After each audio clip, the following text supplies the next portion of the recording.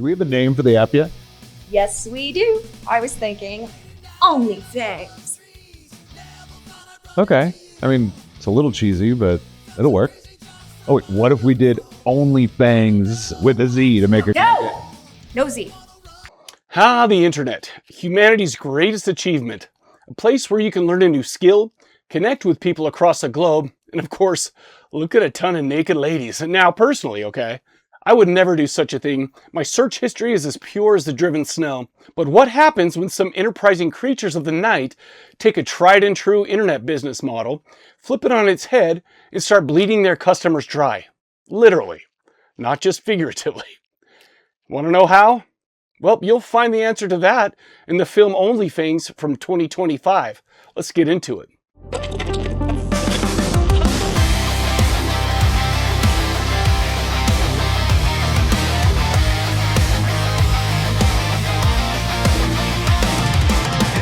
Horror cult and exploitation fans are a rare breed, man. In my experience, we're far more willing than most audiences to judge a movie on what it's trying to accomplish rather than how much money was thrown at it.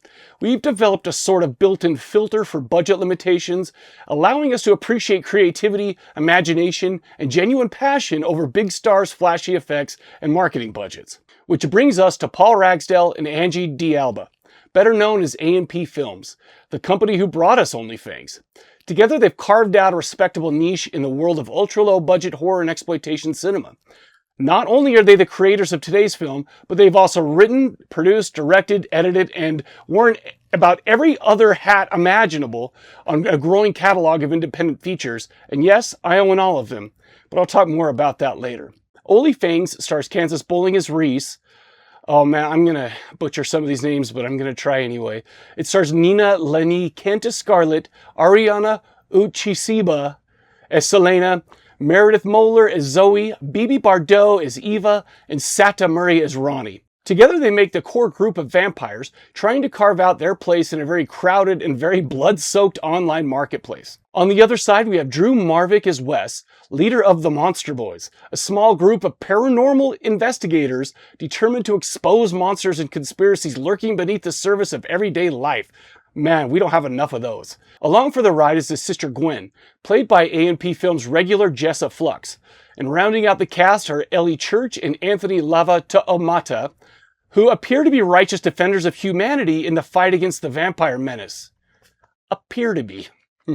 Well, as for the story itself, Onlyfangs begins with a ruthless master vampire running a rather unique online content empire. To keep his operation under control and employee turnover to a minimum, he turns many of his performers into vampires, ensuring their loyalty and ensuring that they will remain firmly in his grasp. At least that's the plan. But things go sideways when Scarlett decides she's had enough of taking orders. She removes the boss from the equation, takes control of the operation, and begins steering the business in a direction of her own. Meanwhile, Wes and the Monster Boys are busy creating content of a very different kind. They're amateur monster hunters documenting strange phenomena and chasing evidence of the supernatural. Wes is completely committed to the cause, while Gwen remains considerably more skeptical, though she's still willing to help her brother lug a camera around and investigate whatever weirdness crosses their path. Eventually, Wes captures footage of a vampire in action. Unfortunately, he runs into the same problem that has plagued every paranormal investigator since the invention of the camera. The evidence is blurry as hell. And nobody believes him, of course. Not fellow investigators, not experts, not even the supposedly righteous people in the government. Yeah, good luck with that, brother. While all of this is unfolding, Scarlett and her fellow vampires launch a new platform, Onlyfangs, a service where customers willingly line up to have their fluids drained. Blood, you guys. I'm talking about blood. They're vampires, you degenerates. But before long, the conflict between the monster hunters and the growing vampire enterprise escalates into a full-scale clash. Although calling it a good versus evil battle might be overselling things a bit, it's more like a morally questionable people fighting another group of morally questionable people, but both are insisting that they're the heroes. Who comes out on top? Well, you'll have to watch Onlyfangs from 2025 to find out. So this is such a fun movie to watch. I really do think that the characters are well thought out and their personalities realized. It's funny, silly, very enjoyable. The costumes were great. The locations were fun. The lighting and shot composition were top notch, especially for such a low budget affair. And I don't mean that as a dig. If I have one real criticism of OnlyFans, it isn't the runtime itself. It's how some of that runtime is spent. Now, I freely admit that I'm probably not the target audience for influencer culture. Social media has always been a bit of a mystery to me, man. Yeah, I mean, I have a TikTok, an Instagram, YouTube, and X account, but half the time I still don't understand what people get out of endlessly watching influencers, podcasts, live streams, and content creators. And yes, yes, I understand the potential hypocrisy and irony in me, a YouTube guy, saying a podcaster saying that, right? So anyways, go ahead and picture me yelling at the sky. Oh, wait. Anyway, the reason I bring this up is because OnlyFans is, at its core, a satire of that entire ecosystem. Throughout the film, there are podcast segments, influencer appearances, political commentary, live stream style content, and plenty of scenes devoted to the vampires creating content of their own for their audience. Well, and this is kind of where my personal bias comes into play. While I totally understand why those elements are there and what the filmmakers are satirizing, they were just my least favorite parts of the movie. Not because they're poorly done, but because the subject matter itself just doesn't resonate with me, man. My Gen X brain has never fully understood the appeal of influencer culture in real life, man. Like, not even close. Like, oh, I mean, it irritates me sometimes. Anyways, I'm sorry. I got a little emotional there. My bad. But I'll tell you what. So spending extended periods like immersed in that kind of stuff, even as a satire, was kind of a challenge for me. But having said that, I want to be clear. This is very much a me problem. In fact, if you're more plugged into modern internet culture than I am, you probably will appreciate it and you know, kind of think it's funny. It was just a little bit tough. Now, after spending all that time talking about my one major criticism, I really need to talk about what worked. Because the truth is, I didn't just enjoy OnlyFans, I thought it was great. You know, what makes this movie work is the sincerity behind it, man. From start to finish, it feels like it's a genuine labor of love. I mean, nobody involved was sleepwalking through this production or simply cashing a paycheck, probably because the paychecks were few and far between. That was just me. I don't know. I had no idea. But every scene feels like it was made by people who wanted to make exactly this movie. And that kind of passion is hard to fake, man. It really came through. I was also impressed by the attention to detail, particularly when it came to the characters.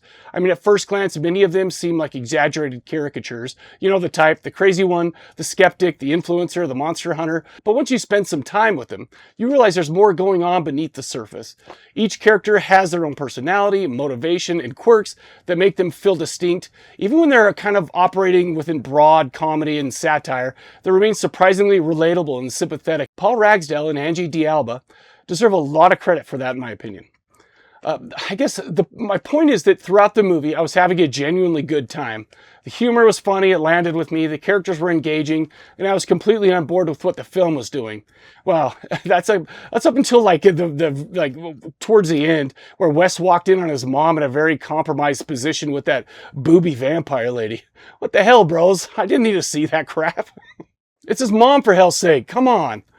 Well, anyway, the disc also comes packed with extras, including a nearly 2-hour behind-the-scenes documentary that follows the production from pre-production all the way through the film's premiere. And it was great because it really gave a lot of details. Just little things here, little things there. It showed costuming all the way through the filming, special effects, lighting, even to the premiere. But I'll tell you what, as someone who's never made a movie, I found it pretty cool, man. It gave me a much greater appreciation for just how many moving parts there are and stuff that, like details that never would have occurred to me. And it really highlighted just how many different jobs the cast and crew were juggling at any given time. So I'll tell you what, if you're the kind of person who enjoys seeing how the sausage gets made, then this behind the scenes feature is absolutely worth your time. And just so you know, because OnlyFans is still a relatively new and fairly low budget release, there wasn't a mountain of information available about it online for me to go through. So in the interest of doing at least a little research for this review, I ventured into the darker corners of the internet and searched for additional opinions. And by the way, by darker corners, I mean IMDb. Now typically, I avoid reading reviews on a movie before recording a review of my own, or whatever you call this show. I prefer to form my own opinions and not have somebody's opinion rattling around in my head while I'm trying to talk about a movie.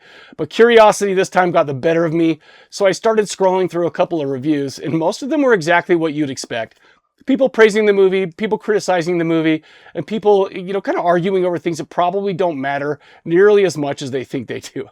Then I found one review, you guys, and friends, it made me laugh my ass off.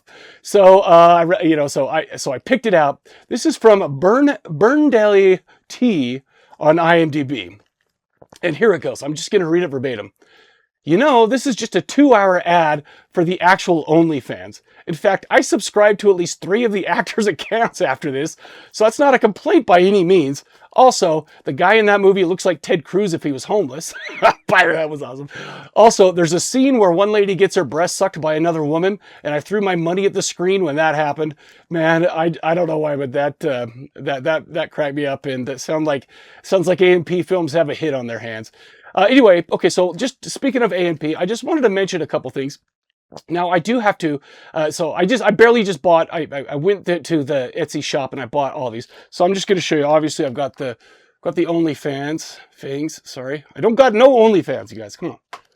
I've got the Slashlerette Party, which I watched last night, which is also really good. I should have done like a whole thing on just all these movies instead of one, but I watched Murder Size, which is really good.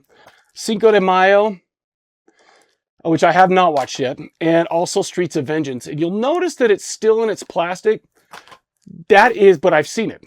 But that is because, and I'm going to show you a picture I took of it earlier because I had to put it back in storage. I have a big box of VHS of this movie that I bought a long time ago. There's this company called Vulture Video that put out new movies on VHS and stuff like that. But basically, for some reason, I just went and bought a bunch of it. His name's Jason West. I don't even know if Vulture Video is still around, but I haven't seen or talked to Jason. Well, I only saw him online anyway, but I didn't talk to him or anything like that for a very long time. But as I'm kind of going through and I'm kind of getting to know A&P Films a little bit more, I'm like, I saw Streets of Vengeance and I'm like, what the shit? I think I have that. So I picked it out and like I said, I took a picture of it and I put it back into storage because that's what I do. Anyway, cool stuff, all great. I mean, they all have the same vibe. They all have the same kind of atmosphere, stuff like that. You've got the ones I've seen, you've got your 80s throwbacks. You've got in fact, in OnlyFangs, the music was really great too. There's even one part where like a ripoff of Cry Little Sister was playing and my wife was like, hey, how do you know that song? I'm like, oh, sweetheart, how do you not know that song?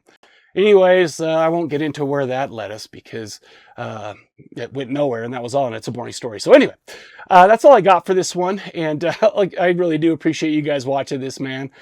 Make sure to go check out corpsecollective.com. We've got a ton of stuff that we're doing over there. Got some big announcements coming up soon.